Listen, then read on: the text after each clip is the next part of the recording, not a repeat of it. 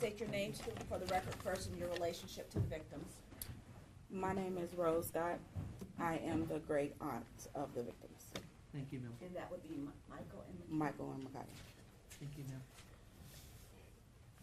Every morning when I wake up, I have to remind myself that Michael and Micaiah are in a much better place. If I don't tell myself this, I can't be strong for my niece, who is their mother. I can't be strong for my daughter, who asks about Micaiah every day, because they're just so used to being together. Since this tragedy has happened, we have been lost. I mean, they were so young, so full of love, and my greatest fear is that we will never get over this. I remember when my nephew was born, Michael, I was in the delivery room because their mother, that's my oldest and first niece, I was holding up her leg when she was pushing him out, and I was looking in his eyes thinking how beautiful they were and how I just can't wait to spoil him. When he was born, I had him so much that people thought he was my son. His smile would brighten your day no matter how bad it was going. And Micaiah, on the other hand, she was a handful. By the time she was born, Michael had already had it set in his mind that he was going to raise his sister. They were as close as any brother and sister could be. And when Micaiah wasn't with Michael, she was with my daughter, because they're so close in age. If you knew them, you couldn't help but to love them. The day that they were killed changed our lives. And to be completely honest, it has really tore this family apart. Today and for the rest of our lives, we will be mourning the loss of our granddaughter, our grandson, our brother, sister, our niece, our nephew. Who knows what they could have become? Their death has impacted so many people mentally and emotionally. And it just hurts just to ride by the cemetery where they were buried, the church where the memorial service was held, even the street where their lives were taken. Your Honor, what really hurts our family the most is the lack of remorse on his behalf. This family will never forgive him. We have been in so much pain, and I ask that you please sentence him to the maximum sentence. I know that this will not bring back Michael and Micaiah, but I just hope that it will stop him from committing such a heinous crime ever again. Thank you so much for allowing me to speak today. Thank you, ma'am, for your comments. Is there another member of the family of Yes. Michael and Micaiah that would like to speak? Please step to the podium and state your name for the record, ma'am. Alicia Jackson. And I'm the Ms. Jackson. mother of both Micaiah and Michelangelo Jackson. No matter how much time you give him, it would never make up for the time that I do not have with my kids, or the time that their brother and sister would never get to know them.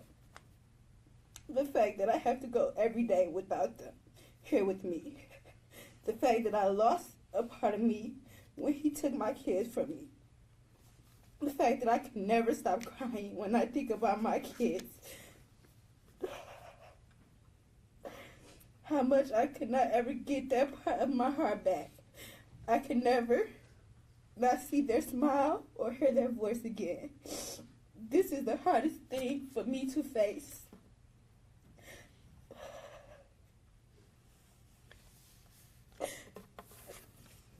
Thank you, ma'am, for your comments.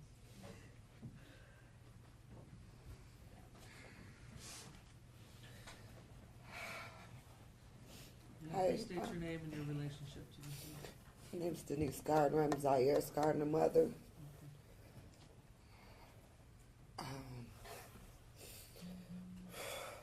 This is so hard for me because I would have been in her shoes also.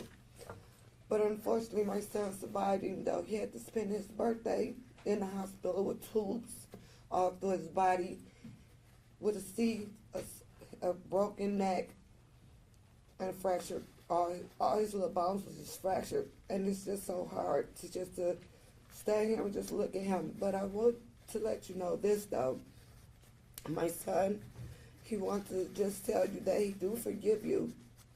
He just don't never want you to be out so you can hurt anyone else kids again. And if he do have any kids, he pray to God that they never grow up to be like their father. That's all I got to say. Thank you, Ms. Gardner. Are there any other family members that would like to speak? Sir, please state your name and your relationship to the victim. My name is Darius Andrews. I'm the father of Darius Andrews. I'm trying to write a letter to show you the pain you caused. Not one family, but two. June 24th, 2015 was the day my life turned upside down and was being snatched away. My nephew, my cousin, and my son was in a car accident. Seeing my son laying down on the ground, not moving, was mind-blowing. My son cannot go anywhere without my supervision. I'm too afraid to let my son go anywhere. Every day I thank God for Zaire. If it wasn't for Zaire, my son would have been pinned against the house with the van on top of him. Brains and insides all over the house. The defendant was driving at a very high speed. That the defendant didn't realize that he killed two innocent kids on the block before. Kids that got their lives taken away too early by a coward, by someone who calls himself a man. A man who takes responsibilities for their actions and says you ran like a coward. Whatever law that they can punish you with, I hope they give you double that. Every day I go to my granny house and my son still have flashbacks. He still says, Dad, why did he hit us? Why he didn't stop? My response, I don't know, son. I don't have an answer for you. I wish I did. I wish I could tell you. I wish I could tell you why. Zaire is a true angel and a hero. Zaire passed away while he was in a helicopter. And I asked God to please bring him back. Because he was my guardian angel and he saved my son's life.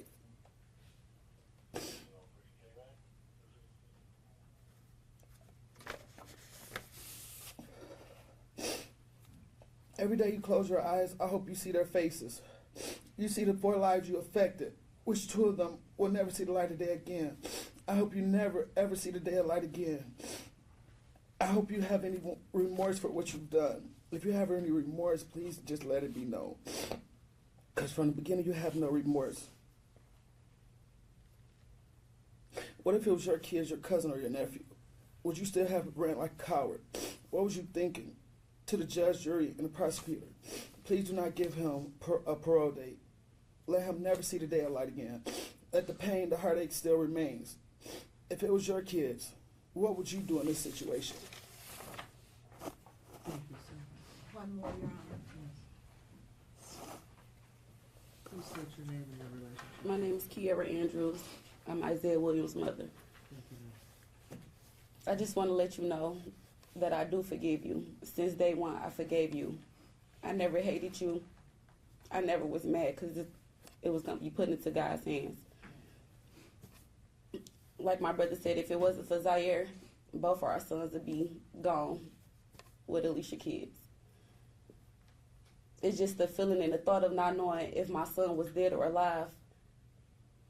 No one even knew that he was hit.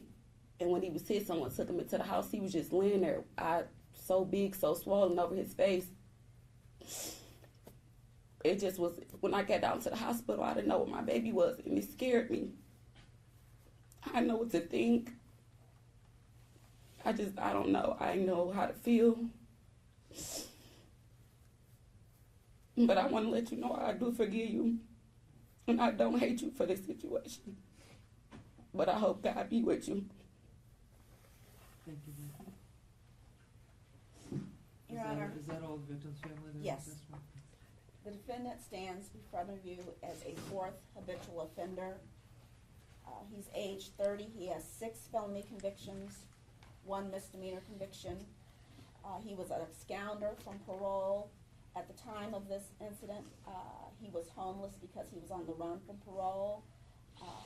He has been given probation 6 times, never completed one successfully. Leniency has been shown to him in the past. It has not worked. He has had opportunities to be rehabilitated. He has not taken advantage of any of them. What I can say is this is a utter and abject failure of the criminal justice system, that this man was out on the date that he was out in order to do the things that he did. Because he is a habitual offender, the possible penalties he can face on these charges are a life maximum penalty. The guidelines in this case are advisory. I'm going to ask the court to go above the guidelines and sentence the defendant to a substantial period of incarceration. Thank you, Ms. Lindsay. Mr. Callahan, is there anything you'd like to state on behalf of your client? Yes, Your Honor, thank you. Your Honor, as you know, the charge originally in this case was murder in the second degree. And for some reason, the people in this county charged that frequently. This was a tragic accident. This was a tragic event. If anybody in this courtroom thinks that this man intended to kill. Judge, can I ask him to look toward you and address, he should not be talking to the victim's family. Please look at that. Because basically Thank you. anything he says in that vein is going to fall on deaf ears, so he needs to Well- plead that case to the court, not to the victim's Please face family. the court. If anybody thinks that he intended to kill innocent children, they're wrong. That was not. In fact, the people conceded at trial that this was not an intentional act. It was a reaction, a bad reaction. And I have spent many hours with the defendant. And I can tell you, he's in pain.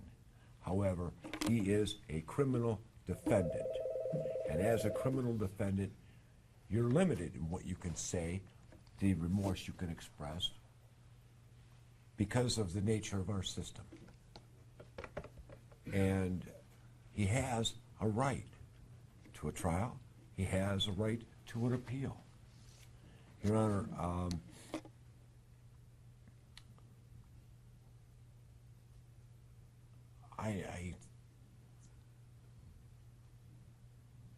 in getting to know Mr. Harris, have come to believe, and the court has before it a pre-sentence report that shows that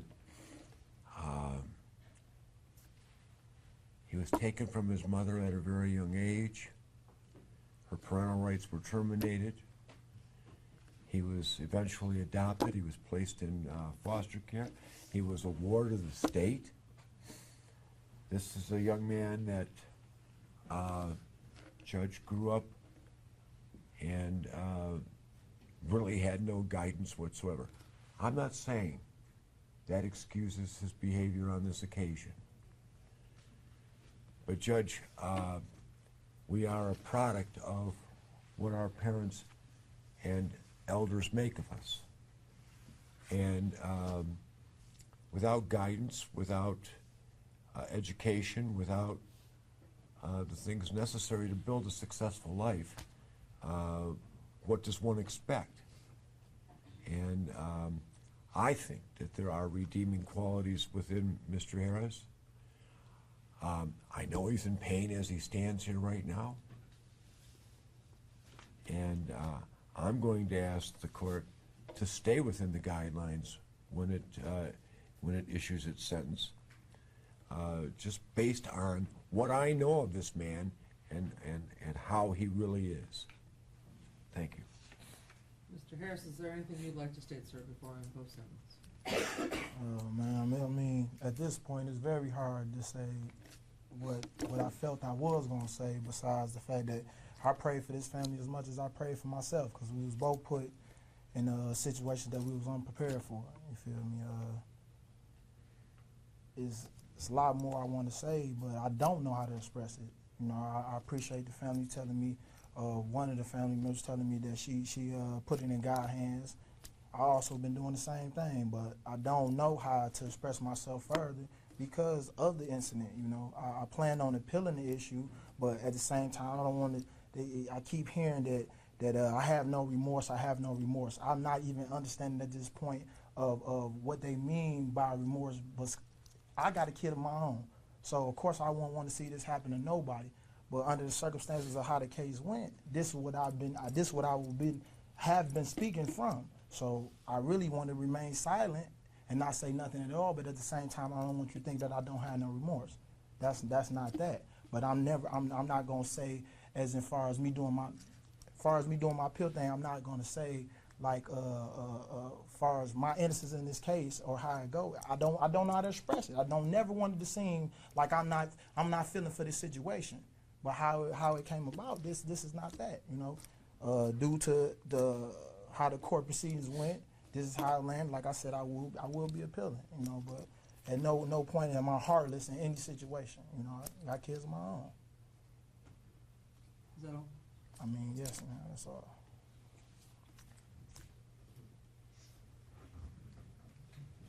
Mr. Harris,